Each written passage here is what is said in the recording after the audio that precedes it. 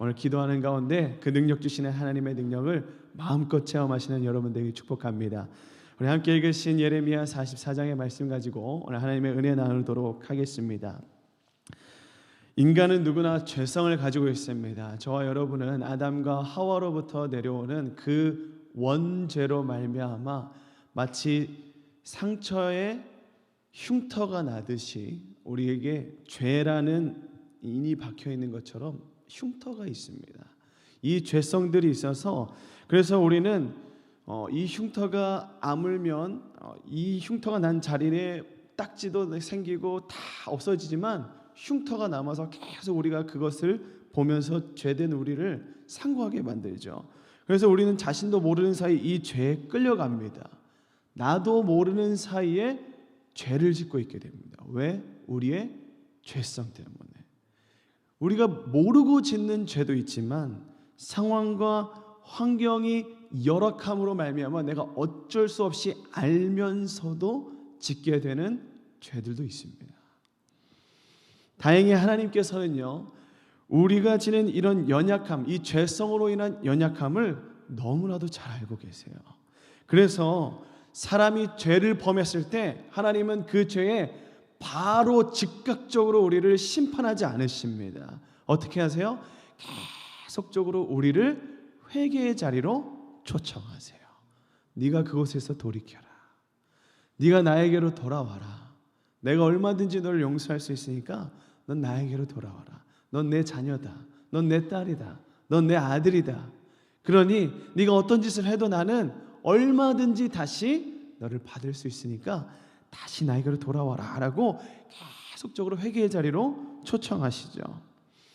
하지만 성경은요, 일반적으로 이 죄인으로서의 사람인 한 부류와 또 다른 부류, 악을 고집하고 이를 계획적으로 주도 면밀하게 계속적으로 악한 일을 하려고 하는 사람을 확실하게 구분해 버립니다. 그래서 이들 중에 후자에 속하는 자들, 계속적으로 악을 고집을 피우면서 하는 그 사람들을 어떻게 하냐면 하나님의 심판을 받도록 만들어 버려요. 그러니까 이 악행은, 이 고집하면서 부리는 악행은 하나님의 심판을 불러오게 돼요. 내 악을 고집하다가 주님께서 심판하심으로 말미암아 파멸해 버린다는 거죠. 오늘 읽은 본문에 나오는 유다가 바로 그러한 부류였습니다. 계속적으로 하나님 앞에 악행을 저질러요. 근데 이거는 우리가 부지불식간에, 그러니까 우리가 알지도 못하는, 인식하지도 못하는 그 순간에 짓는 죄가 아니라 어떤 죄라고요? 알면서도 계획적으로 짓는 죄들이에요. 하나님께서는 이들에 대한 더 이상 자비함 없이 본문에 보니까 칼과 기근과 전염병으로 벌하시려는 계획을 세우고 계십니다. 다 이런 면에서 나온 하나님의 계획들이죠. 공의로우신 하나님, 거룩하신 하나님께서는요, 고의로 이렇게 반복되는 죄에 대해서는 자비를 남겨두지 않으세요. 어느 정도 저울추, 하나님의 저울추 여러분들 계속 기억하시죠? 그 저울추가 기울어 버리면 정말 잔인하다라고 생각될 정도의 그냥 칼 같은 면을 보여주세요. 따라서 우리는요, 하나님 앞에서 연약함을 내어놓고 우리도 모르게 짓는 죄들에 대해서 사함받기를 기도할 뿐만 아니라 우리 마음속에 있는 어떤 한편, 우리가 완고해져서 딱딱해져서 하나님 앞에서 녹아지지 않는 그 면이 있나 없나, 우리는 말씀 가운데서 우리를 날마다 돌아보아야 될 것입니다. 오늘 이 새벽 시간이 그런 시간이 되기를 주님의 이름으로 축복합니다. 아멘. 자, 오늘 본문을 말씀을 한 절씩 좀 보면서 말씀을 이어나가겠습니다. 유다의 죄악의 결과는 분명했습니다. 어떻게 됐습니까? 예루살렘은 함락되었고 두 눈이 뽑힌 채 바벨론의 포로가 된 시드기야는요, 유다의 마지막 왕이 되었습니다. 유다도 역사 속으로 그 끝이 보인 거죠. 하나님은 예레미야를 통해서 유다의 남은 자들에게 이렇게 말씀하십니다. 너희는 다른 곳으로 옮기지 말고 그 땅에 머무르면서 하나님의 도우심을 기다려라. 근데 이들이 어떻게 합니까? 그 예레미야의 예언의 말씀을 들었음에도 불구하고 애굽으로, 자기가 생각할 때 옳아 보이는 곳, 안전해 보이는 그곳으로 다 이주를 내버려요. 하나님의 말씀을 거침없이 거역해 버립니다. 그게 바로 앞장에 나온 이야기들이에요. 여러분 다 기억하시죠? 네.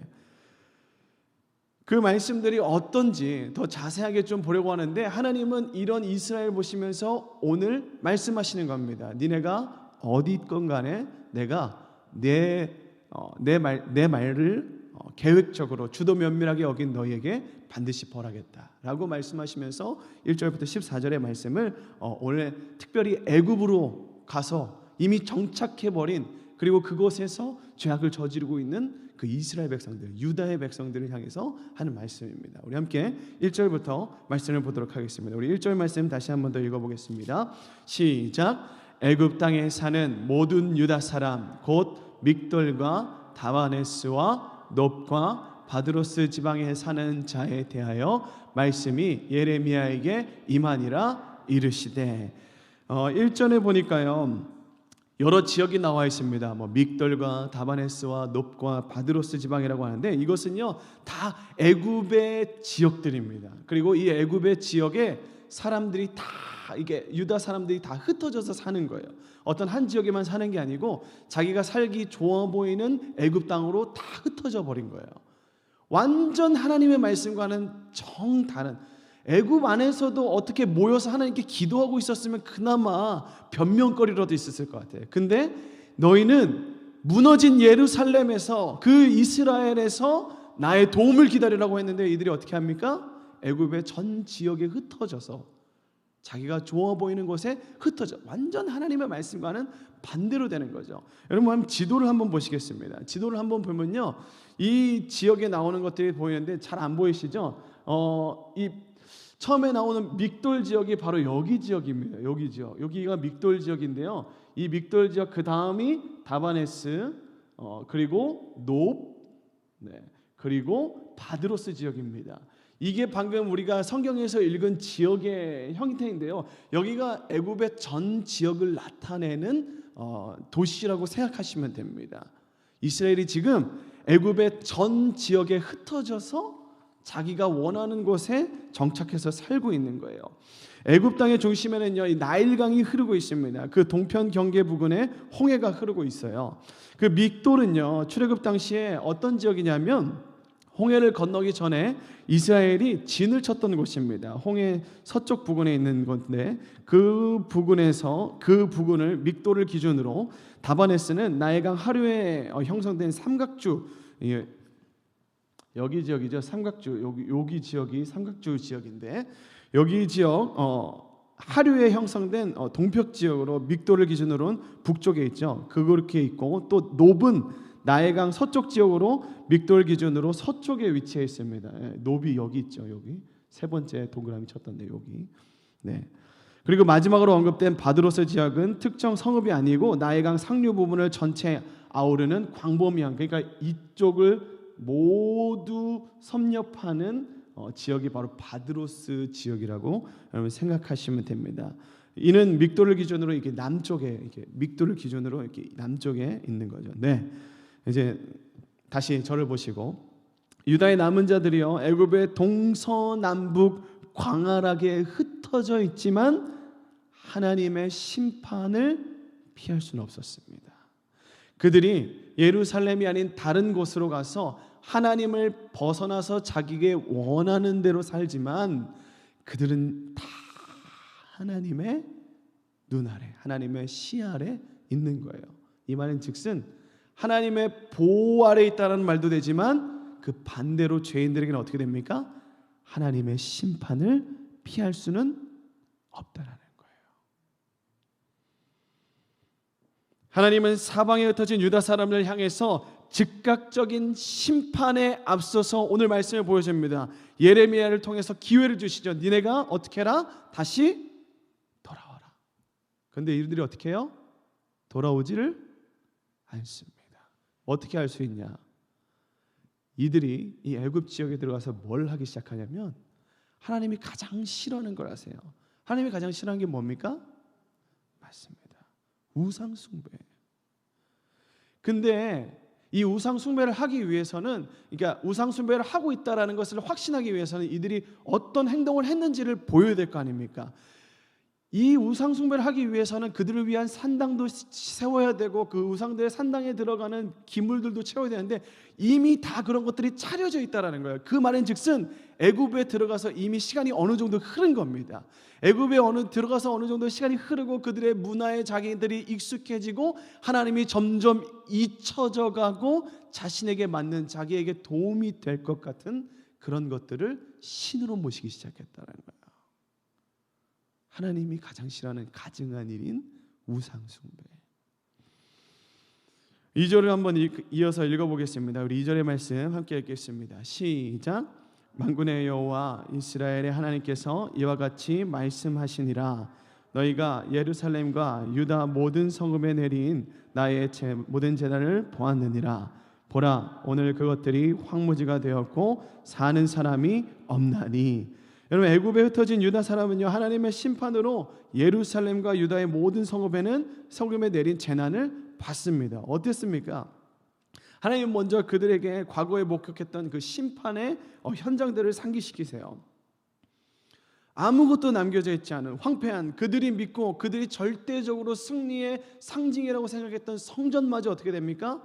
완전 다 무너져 버립니다. 완전 자기들의 유일한 희망이었던, 마지막 보루였던 성전까지 무너져 내려온 완전 절망뿐인 폐허, 그것이 바로 하나님의 심판의 결과였죠. 그리고 그 결과를 불러온 원인 또한 상기시키면서 교훈하시죠. 우리 3절과 5절 말씀을 함께 이어서 읽어보겠습니다. 3절부터 5절 말씀입니다. 시작. 이는 그들이 자기나 너희나 너희 조상들이 알지 못하는 다른 신들에게 나아가 분향하여 섬겨서 나의 노여움을 일으킨 악행으로 말미암음이라. 내가 나의 모든 종 선지자들을 너희에게 보내되 끊임없이 보내어 이르기를 너희는 내가 미워하는 이 가증한 일을 행하지 말라 하였으나 그들이 듣지 아니하며 귀를 기울이지 아니하고 다른 신들에게 여전히 분향하여 그들의 악에서 돌이키지 아니하였으므로. 여러분 보십시오. 참혹한 심판을 불러온 원인은 분명했습니다. 표면적인 원인은 우상 숭배고 이면적인 원인은 바로 불순종이었어요. 하나님은 끊임없이 선지자를 보냈습니다. 그리고 그 가증한 일들, 우상 숭배를 네가 지금 당장 멈추고 나에게 돌아오라 라고 계속 말씀하셨죠. 그럼에도 불구하고 반복된 불순종은요, 피치 못할 결과를 만들어냈습니다. 6절에 보니까 하나님은 과거에 일어났던 심판의 결과를 다시 한 번 더 언급하시면서 이제 장차 너희에게 임할 심판을 7절부터 보여주세요. 7절과 8절 한번 이어서 읽어보겠습니다. 시작. 만군의 하나님 이스라엘의 하나님 여호와께서 이와 같이 말씀하셨느니라. 너희가 어찌하여 큰 악을 행하여 자기 영혼을 해하며 유다 가운데서 너희의 남자와 여자와 아이와 젖먹는 자를 멸절하여 남은 자가 없게 하려느냐. 어찌하여 너희가 너희 손이 만든 것으로 나의 노여움을 일으켜 너희가 가서 머물러 사는 애굽 땅에서 다른 신들에게 분향함으로 끊어버림을 당하여 세계 여러 나라 가운데서 저주와 수치거리가 되고자 하느냐. 예레미야를 통해서 경고하신 하나님의 말씀을 불순종하고 애굽으로 이주한 이들의 삶의 모습은 아주 여전했어요. 이스라엘 살 때도 하나님이 가장 싫어했던 건 우상 숭배였는데 그 말씀을 어기고 떠나 사는 이스라엘 백성들의 모습도 동일했습니다. 계속적으로 우상 숭배를 했던 거죠. 이미 애굽으로 이주한 이후 얼마나 시간이 지났는지 모르겠지만 애굽으로 넘어와서 정착하고 그곳의 문화에 젖어들었고 그들의 신들을 섬기는 것은 이 당시 문화로서는 아주 당연한 일, 자연스러운 일이었어요. 그래서 노예들이 팔려왔을 때 자신들이 믿는 신들은 다 버리고 주인이 된 그들의 신을 믿는 게 자연스러운 수순이었습니다. 이스라엘도 자신의 나라가 없어졌고 다른 나라에 기생하면서 사는 그 처지에 자신의 신들을 지킬 수 있는 힘이 그들에게는 없었겠죠. 그 모든 것을 하나님이 아셨던 거예요. 그들의 연약함을 아셨던 겁니다. 그래서 예레미야를 통해 분명히 말씀하시잖아요. 너희는 그 나라, 내가 택한 그 나라를 떠나지 말고 나의 도움을 기다려라. 하나님의 두수, 앞수, 세수를 내다본 그 보호의 말씀을 이스라엘은 거절한 거예요. 당장 앞에 내다보이는 그 황폐한 땅 때문에. 이들은 분명 과거에 우상 숭배하면서 거듭된 선지자들의 훈계조차 멸시함에 따른 참혹한 결과를 많이 경험했습니다. 이스라엘이 역사적으로 망하는 모든 이유가 다 이거 아니었습니까? 하나님을 배신하고 다른 신들을 섬기고 금송아지를 만들고 다른 우상거리들을 만들고. 하나님께서 이스라엘 백성들, 이스라엘 민족을 열방의 빛을 삼아 구원의 통로로 사용하기 위해서 선택하신 백성이었어요. 그러나 지금 모습에 이어질 장차 저주와 수치거리는, 그들의 이 미래는 장차 수치거리밖에 되지 않는다고 오늘 본문은 말하고 있습니다. 그리고 이어서 심판의 도구와 그 결과 또한 말씀하시죠. 13절에서 14절의 말씀입니다. 우리 함께 읽어보겠습니다. 13절과 14절 시작. 내가 예루살렘을 벌한 것 같이 애굽 땅에 사는 자들을 칼과 기근과 전염병으로 벌하리니 애굽 땅에 들어가서 거기에서 머물러 살려는 유다의 남은 자 중에 피하거나 살아남아 소원대로 돌아와서 살고자 하여 유다 땅에 돌아올 자가 없을 것이라. 도망치는 자들 외에는 돌아올 자가 없으리라 하셨느니라. 아주 잔인한 이야기입니다. 그들은 곧 칼과 기근과 전염병으로 인해서 저주와 놀램과 조롱과 수치의 대상으로 전락하고 살아남은 자가 손에 꼽을 정도로 적을 것이라고 하나님은 분명하게 말씀하고 계세요. 여기서 보다 주목해야 될 표현은요, 내가 예루살렘을 벌한 것 같이 애굽 땅에 사는 자들이라고 하는 부분입니다. 하나님의 심판은 결코 지리적 제약이 있을 수 없음을 분명히 밝혔죠. 1절부터 심판의 원인을 똑바로 해석하지 못한 채 애굽으로 이동했던 유다의 남은 자들을 향한 하나님의 심판은 이미 예고된 일이었어요. 그럼에도 애굽으로 이주한 유다 사람들은 회개가 아닌 예레미야에게 확고한 자신의 의지를 표명합니다. 나는 그냥 여기가 편하고 좋다. 여기가 더 안전해 보인다. 여러분, 이스라엘의 멸망의 원인은 분명했습니다. 뭐라고요? 우상 숭배. 그런데 여러분, 과연 이 이스라엘 모습은 그 이스라엘의 모습입니까? 이스라엘만 이렇겠습니까? 돌아보면요, 우리의 모습이 참 이스라엘과 같습니다.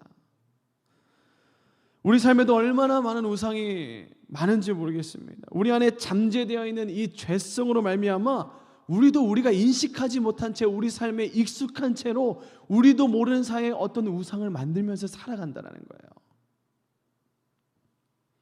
여러분, 한번 생각해 봤으면 좋겠습니다. 우리도 모르게 생겨져 있는 우상은 없는지.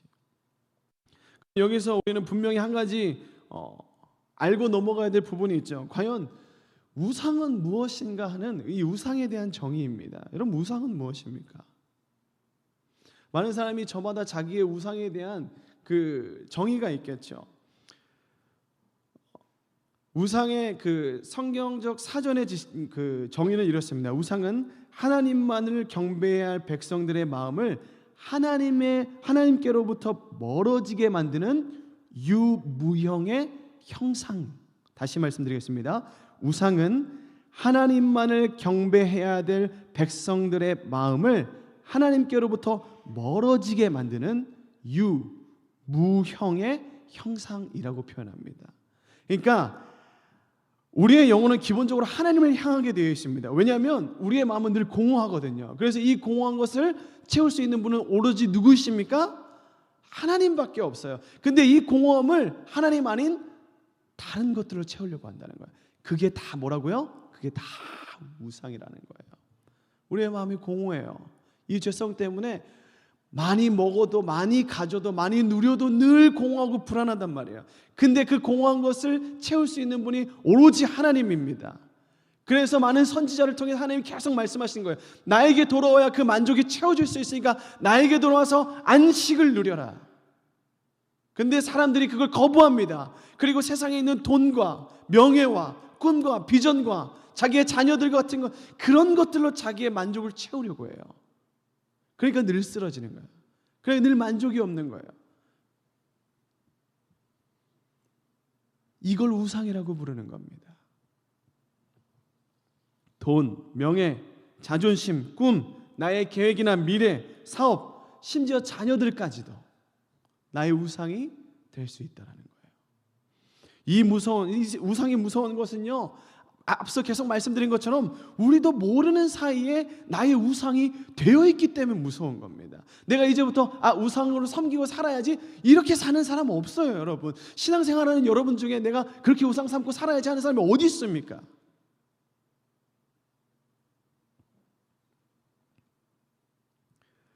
그런 모든 것은요, 앞서 말씀드린 것 같이 우리의 죄성으로 인한 자연스러운 행동인 거예요.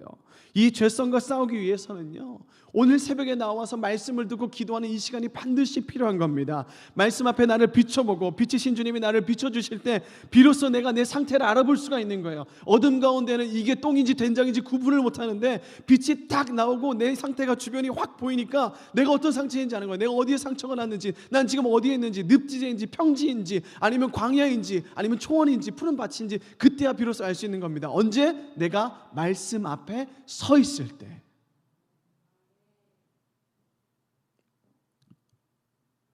그러나 여러분, 많은 성도들이요, 이러한 시간을 갖기를 꺼려합니다.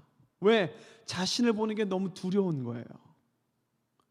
내가 지금 나를 봤을 때 그 본 내가 다시 돌아올 수 없는 상태면 어떡하지?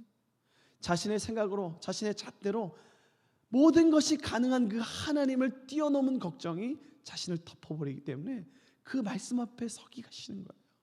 적당히 하려고 해요. 그러면 어떻게 됩니까? 또 나도 모르는 사이에 내 주변에는 우상들로 가득 차게 되는 겁니다. 사랑하는 서울지역교회 성도 여러분, 바라기는 여러분도 인식하지 못한 사이에 우리 삶에 자리 잡은 그 우상들을 발견하게 되는 은혜가 있기를 축복합니다. 이것을 발견하는 것이 은혜인 줄로 믿으시기 바랍니다. 오늘 새벽에 기도하실 때 하나님이 그것들을 보여주시기를 원합니다. 아멘.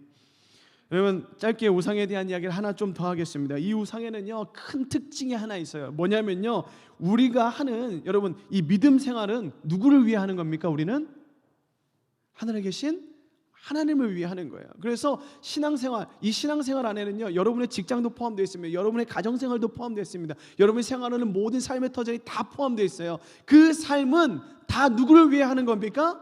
하나님을 위해 하는 거예요. 근데 이 우상은 특별한 게 있습니다. 이 우상은 누구를 위한 거예요? 나를 위한 거예요. 그래서 계명에는 뭐라고 합니까? 너를 위해 새긴 우상을 만들지 말아라고 해요. 여러분, 우상을 어떻게 판별할 수 있어요? 그게 하나님을 위한 거냐, 나를 위한 거냐. 너무 쉽죠? 여러분들 자녀 왜 키우세요? 하나님을 위해 키우세요? 나를 위해 키우세요? 여러분, 왜 열심히 돈 벌려고 하세요? 하나님을 위해 돈 버세요? 나를 위해 돈 버세요?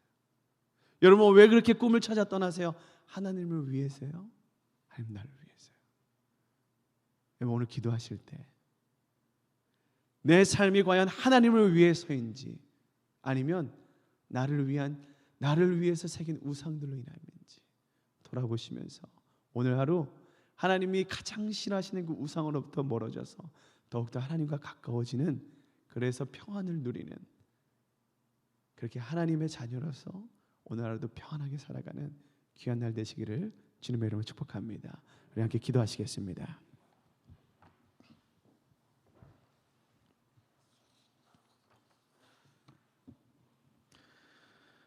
여러분, 이를 위해서 우리는 날마다 말씀 안에 있어야 됩니다. 이 말씀은 우리를 교만하지 않게 합니다. 이 말씀은 우리가 하나님과 멀어지지 않게 합니다.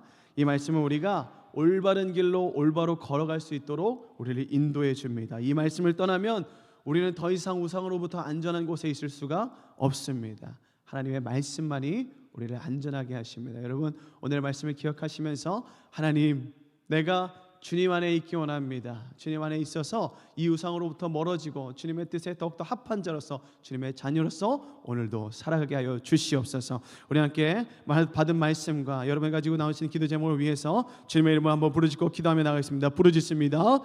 주여